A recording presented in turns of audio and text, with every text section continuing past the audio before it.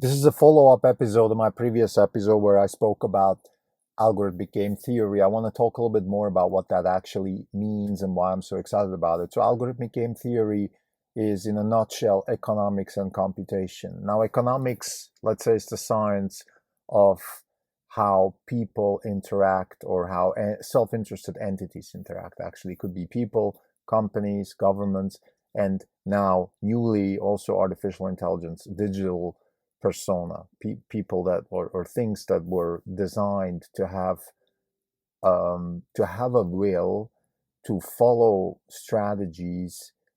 They don't necessarily have to be flesh. They don't necessarily have to be some sort of legal entity consistent of people. It could be artificial agents, such as robots, for example. So that's the economic side. The computation side is the computation side. So you just basically try to compute how those people, how those, well, I don't even know, maybe the word will be agents, okay? How those agents interact. So you compute how those agents interact. You design markets. What are markets? Markets are information gathering mechanisms. So market is nothing but a way to gather information, and price is one thing that we get, of course, price, but we get a lot of other things. We get behavior, we get, let's say, information about people that don't want to participate in a certain market, people that participate more than once, and all these kinds of things. So markets give you information, and I think in this particular episode, I want to try something a little bit different. I want to draw the arch between market design and what Chiara Marletto and David Deutsch are doing with the second law of thermodynamics, which is try to reformulate a law which is about energy and heat, second law of thermodynamics, and entropy in terms of information. And I think I want to do the same thing with algorithmic game theory. I want to rephrase the question. The question is, what information do we have and what information do we need to optimally design or to get optimal outcomes in a specific environment? This is the way I'm attempting to formulate algorithmic game theory. This is not even the wrong podcast. It's September 5th, 2022. It's Krim Delco. And again, this is the second episode of today. It's the Labor Day, and we don't have any updates. So for the year, we're down 33.5. The market's down 18.2. We're on formula 15.3%. The attempt here is to reformulate what people in the algorithmic game theory space have been doing for the last, let's say, 5 to 10 years. It just reformulates. So look at it from a different angle, ask different questions. If I follow Chiara Marletto's approach to the second law of thermodynamics, which I think is incredibly interesting, she's basically saying, when I say she, I include everybody else there, all the people that work on this subject, and according to the latest Quantum magazine article that encompasses all this, there's more, it's David Deutsch and then a bunch of other people. So again, I'm going to use her just as a proxy for all the other people that are involved in this space. What's interesting about this space is the following. Now I'm talking about the reformulation of second law of thermodynamics in terms of information theory.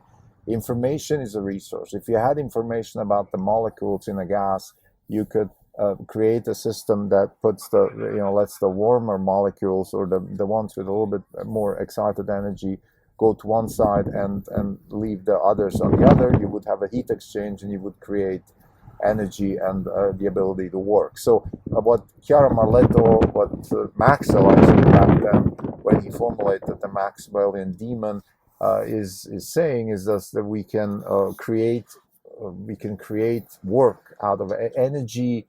Information through energy can produce work. So we can use information the same way we can use oil or gas or something like that as a resource. This is the concept. And I think following that sort of concept, we can now talk about information also in terms of market. Well, what is a market? Market, according to Elon Musk, money is just an allocation of labor mechanism, and money, of course, works through markets. So let's talk about allocation of labor. Let's talk about allocation of resources in general. Allocation of resources through markets. That's what economics is. And it's taking into account the constraints, and the constraints are, of course, human behavior, human psychology, and all that stuff. So if we put that into the context now of the second law of thermodynamics approach through information, we kind of get to the same point, which is, well, what is the market really trying to do? It's trying to optimize an outcome. And if we had information, let's assume we had a Laplacian demon here that has all the information about all the actors and all their behaviors, we could then optimally allocate resources, and that would solve a lot of problems. Or another way to think about this, actually more interesting way, is if you take the Maxwell demon, I think it's called demon. So take the idea that we have a gas in a container, and the gas follows the Boltzmann distribution, so the gas is distributed in a certain way. And now we could build a sort of a separating layer inside that gas that separates the molecules that are more excited from those that are less excited. So if we had information about how excited each molecule is, we could then we could say, okay, we need to have this, let's say, some sort of osmosis layer that separates the molecules based on X, based on this type of excitement. And if we did that, we could then separate the molecules that have excitement X on one side and X or non-X on the other side. Now, think about this way. If we had more information about this particular gas system, we could maybe even separate the molecules in more different ways, or we could find the optimal way to separate. And if we take now this layer, this osmosis layer, or this layer of separation, and we just replace that word with market, that's what a market does. We have a bunch of people within a system, let's call it an economy, and we have this layer that separates people from X and non-X, and that's what markets do. That's what markets do. They find the people that should be owning the houses in this neighborhood versus the people that shouldn't. Or they find the people that should go to a certain university and the people that shouldn't, and so on and so forth. And what economics is trying to do is fundamentally really design markets in all kinds of systems. So economics is in the business of finding that layer of separation. How do we separate within this system? So how do we find the best way to allocate, let's say, the real estate within a certain village? How do we find the best way to allocate government involvement within the economy? Again, it's all about the separation. How many agents should be involved, and then what should those agents do relative to, let's say, what their whole action space would be. So if we look at it that way, what I like about this approach, again, I can't emphasize enough how important it is. Like, ask a different question. So instead of saying what's the optimal market, how about we start with the question, okay, what information do we need to get to the optimal outcome? And this already brings me to the really fun stuff here. When we talk about computational game theory, when we talk about any kind of computational X, computational finance, computational biology, I always find like the real interesting part is not the computation side. The computation side is relatively boring. It's not unimportant by no means, but it's not the interesting. The interesting part is the game theory. It's the economics. It's the biology. It's the finance. It's all of the stuff that computation is supposed to solve. That's really what's interesting. But that's a side note. Let's get back to economics. So what we're really trying to figure out here, let's use the thermodynamics analogy again. So we have this system, and the gas molecules are, let's just for simplicity say them, they're people, okay? And they're people, and we have the osmosis layer that is supposed to separate just A from B. So there's A people and B people, and the A people, they should live in the nicer part of town, the B people should live in the not so nice part of town. How we separate that through pricing mechanism, and that's what pricing does. And it's a very crude way to do that. I mean, you already, even my example, I'm sure rubs people are off the wrong way. Why should it be like that? Maybe the B people, they have certain, ability, whatever it is. You see, that's what we're already in the realm of, well, how should this be decided? In capitalism, we say it's meritocracy. Who makes more money is allocating their skills and labor in a way that they get rewarded more. They should also have the ability to live in the nicer part of town. But maybe that's a very crude way to do that, and this is in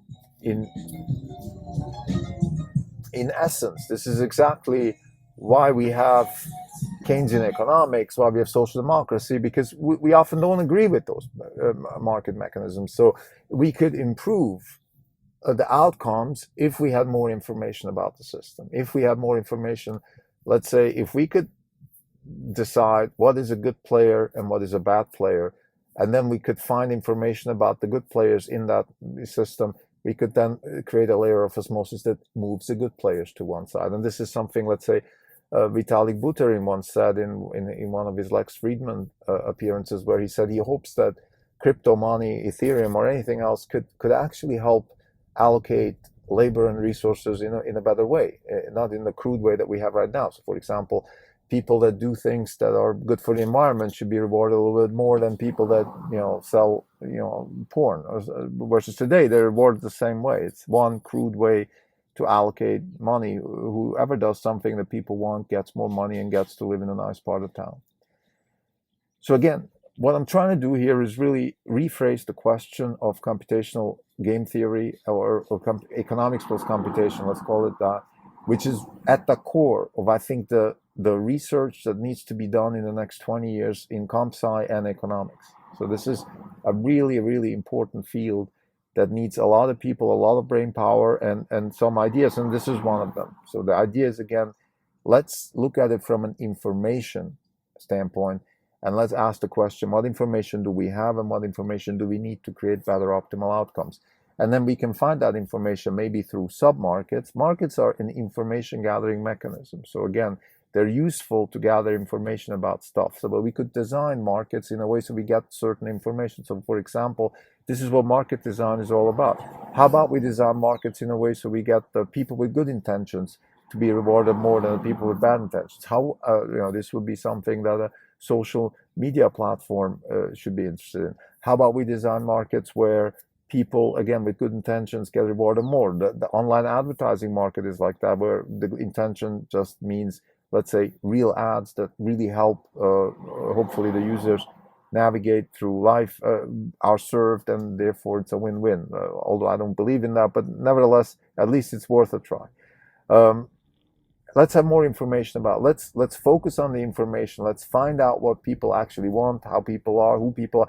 Like that, that also opens up the whole interesting sort of side of okay, what is it we're actually looking for? What is the information? And the beauty about digital robots or intelligent market design, when robots are involved, is that we define the robots also. We know who they are, we know what they want, and you see how the interdependency kicks in already, because we could then design robots based on the outcomes that the market will inevitably lead towards, so we can redesign the robots. This is a little bit like the analogy would be that you design your website in a way that the Google search algorithm finds you faster. So you're already anticipating the decision-making mechanism that the marketplace will have in place in order to change your sort of characteristics of the agent that is involved in the marketplace. To summarize, my attempt in this particular episode is to just shed light on a new way of thinking about market design, and that is to look at it from an information theoretic perspective and ask, instead of saying what is the optimal market for whatever outcome, what is the information we need to then design markets that create a certain outcome. So it's about information. It's about finding defining what is it we want, and then what is the information we need to get the desired outcome. Thank you.